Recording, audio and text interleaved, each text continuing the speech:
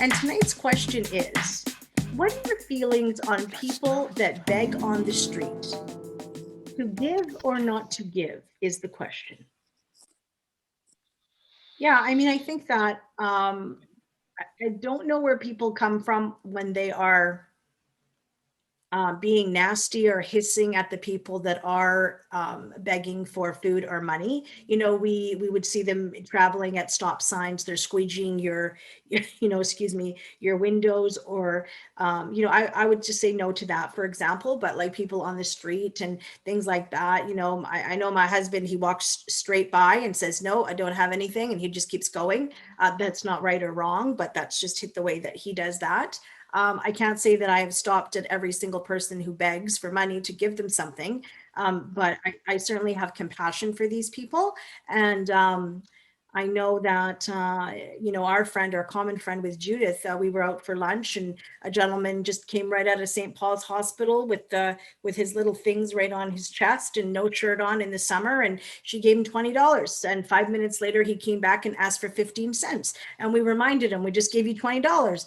And I remember telling this story to my husband and him saying, "Oh, wow, that's so generous. Like that was really kind and very nurturing." And I know people that do that. They live in a high-rise building and there's homeless people outside of their building and they help them daily. What can I get you to eat today? It might not be $5, but it might be a sandwich and a warm cup of coffee. So I'm not saying um, that I do this like all the time or anything like that, but I like to think of myself as a giving human as well. And I feel that I always wonder what their journey is. I often think like he is someone's like son, brother, uncle, maybe he has children, he's a father, perhaps. I never really know the why. And excuse me, some of them have mental health issues. Like a lot of times you drive through that downtown east side and I think like, well, why are politicians not doing anything? We live in such a rich country and in a rich province that, the city of Vancouver, there's no reason for it to be like this.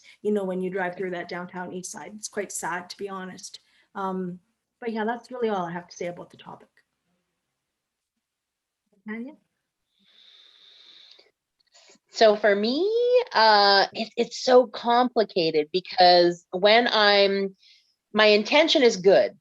And when I give, do I give for the purpose of giving or do I give with the purpose of an expectation attached to the giving? So I think that similar to what Judith said, like if I have water or a bar or an apple, I think where it gets tricky is when someone's giving someone an apple and taking the picture for social media purposes, right? So is that a clean intention? Possibly not. Possibly that is more about ego driven than the actual being in service to the person that's in need. I have a unique experience that my ex-husband lives on the downtown east side. He is quite often in Pigeon Park. And when I drive through the downtown east side, I see him. And at one point in time, we slept in the same bed. So it's kind of like a shock value almost, because it's like, I know his story and I know the history behind why he's living on the streets. So in that, I get to grow my compassion for himself and others, because homelessness is not the problem, it's a symptom of the problem. And like you said, Kathy, Vancouver is a very wealthy city. And here we are in Gastown where people have these amazing, apartments, and yet they come down to the street level and have to step over people in order to get onto the street where they live. So it's not something that we can just ignore. We were just down Venables tonight, and the park there is a tragedy. It really speaks to the growing problem of homelessness in our city.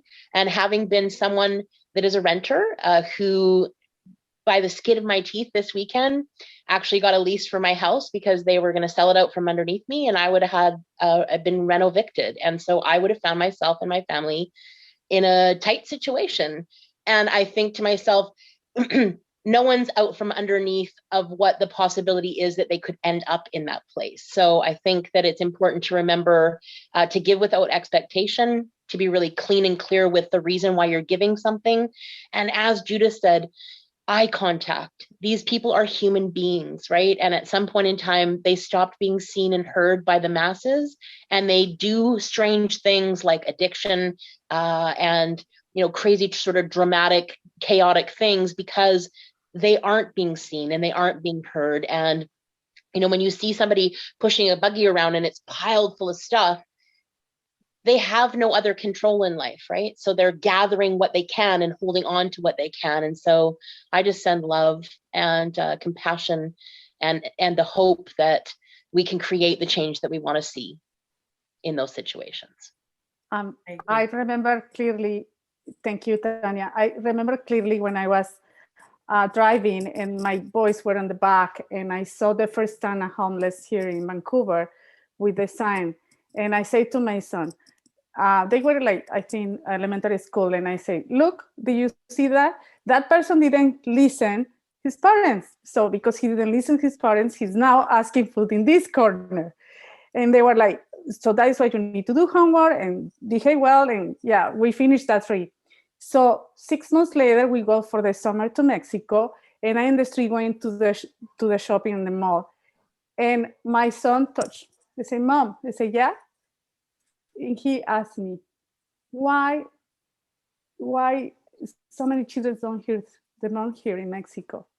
And I almost start crying because I grew up in Mexico and I wanted to give a lesson here in Canada to my children because as you mentioned, this country had a beautiful and great system for us to have education and develop.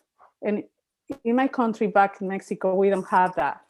So I explained to my children, the situation here is not because they don't listen to the parents here in Mexico. These children, they don't have a school sometimes, and the parents need to work, and they don't have how to get to the school.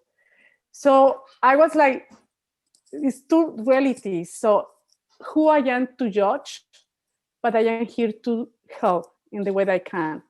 So for me to be able to share on the street, it's not about the money or what is, like the extra I have is what I am giving. And a smile, a good word, sharing my apple is with love.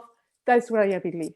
So I believe in build our world as a better place, but different societies have different situations, and I am not here to judge. That comes from my heart. Okay, well, thank you so much, ladies, for your input. Obviously, this is a long conversation that we could add to, but we're going to have to wrap it up and say goodbye to everyone. Thanks for watching. Bye for now. Remember to subscribe to the channel. Yes.